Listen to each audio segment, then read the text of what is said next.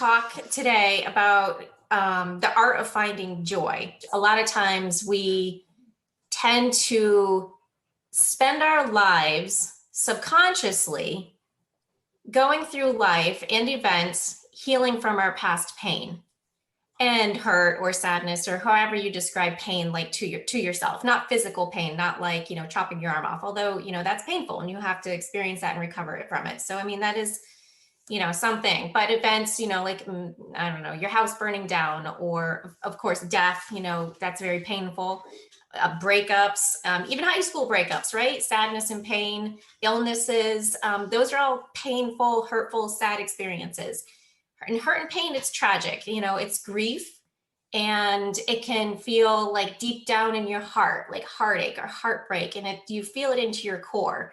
We've talked about this before, like, that your gut is telling you a gut feeling. But what that is sometimes something can happen to you, even at a very young age. And like I said, you'll go through your life subconsciously processing it, because it's an emotion, and an emotion is a stress. And you think sometimes, for example, a perfect example, if there's a sudden death or an illness or cancer, or, that's something unexpected in your life. And you think like, why did God make this happen? Why would he give us sadness? Why would he give us hurt or pain? And what it is, it's a discomfort, and we don't like it. It's not comfortable at any level. So what you do is you go on a mission to try to feel comfortable again. And then what you try to do is you try to find coping methods to help move on from pain or hurt. And some are good at it. Some can, quickly heal and move on. Life goes on. Some stay stuck for a while. Some people, they just need time. And through the course of your life, people are exposed to various situations and experiences that have a different range of emotional and mental stress. People tend to experience emotions. The same thing can happen to a family, like a death in the family, but each person will experience their emotion and their hurt and their sadness on a completely different level. And some people heal at different times as well. So it's just a process of mindset and healing, and there's a lot of work that goes into healing. But what if there is one thing that you can always have and no one can ever take it away from you? You don't need to heal from it. You don't even need to talk about it. Sometimes you need to work at it, but sometimes you don't need to work at it. So what I'm talking about here is joy. Everyone can have joy, but you can also have hurt and joy simultaneously. So like I said, joy is something that you never have to lose. You never have to give it up. You never have to have it taken away. No one can take that away from you. That belongs to you and to you only. That is your gift that was given to you the day that you were born. Nothing will take that away. But sometimes to get to joy, you do have to work for it. And sometimes it feels like hurt happens. You don't work for hurt, right? You don't try to work for hurt. You don't try to find reasons to be hurt and find reasons to have pain or sadness or anything like that. It's kind of like the opposite. And the reason is because you don't want to have fear. And so when you're in fear, your guard is up and you do whatever it takes to make sure that it doesn't happen again. It's like your brain's protection mechanism, we'll say. So the goal is to find a connection to having everlasting joy and choosing the love, because joy, it's uplifting, it's spiritual, it's vibrant. It's like that feeling that you get from the inside out, and it's yours and yours only.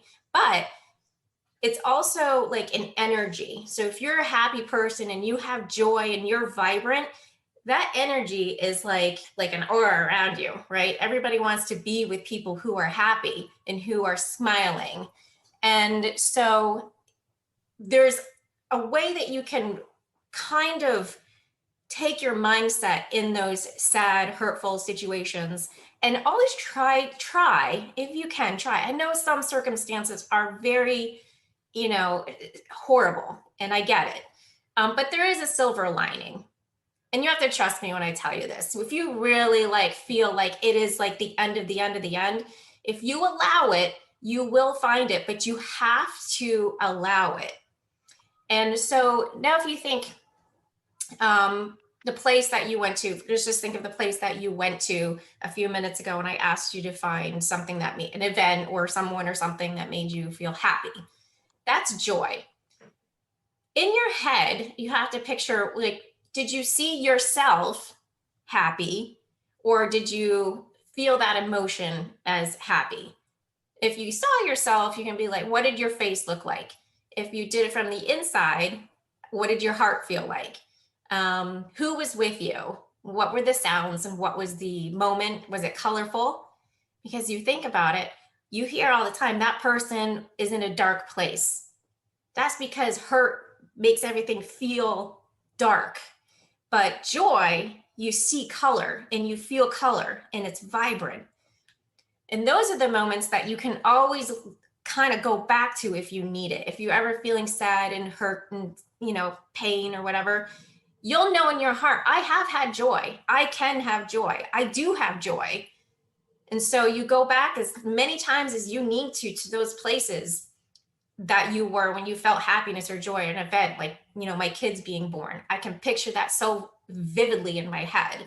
That's ultimate joy. The day you get married, or seeing somebody you haven't seen for a long time, when you embrace them, that feeling of like, I'm so happy to see you, and you're smiling, those are really joyful events, and you can revisit that in your head anytime that you need to. So can you do something every day that brings joy? Exercising, eating healthy, talking to somebody you haven't seen for a long time, doing something that makes you feel good, laughing with your kids, laughing with each other. And that's ultimate wellness. If you have joy, it's in your head, it's in your heart, it's in your gut, it's in your body. And like I said, it's in the energy around you. And when you smile, smiling makes you feel vibrant, you're attractive, you're beautiful, it's your love. And if you have joy, you're giving love. It's like you're like dancing through life and you're not dragging your feet. When you're sad, you walk slow, your head is down, your face looks different. When you're joyful, you're upright, you're skipping, you're jumping. It's a very different experience. But like I said, you can live with joy and sadness at the same time simultaneously, but it's like the joy will always overcome that sad and that hurt and that pain. Because joy, like I said, is something that can never, ever be taken away from you. No one has the right to take that away from you.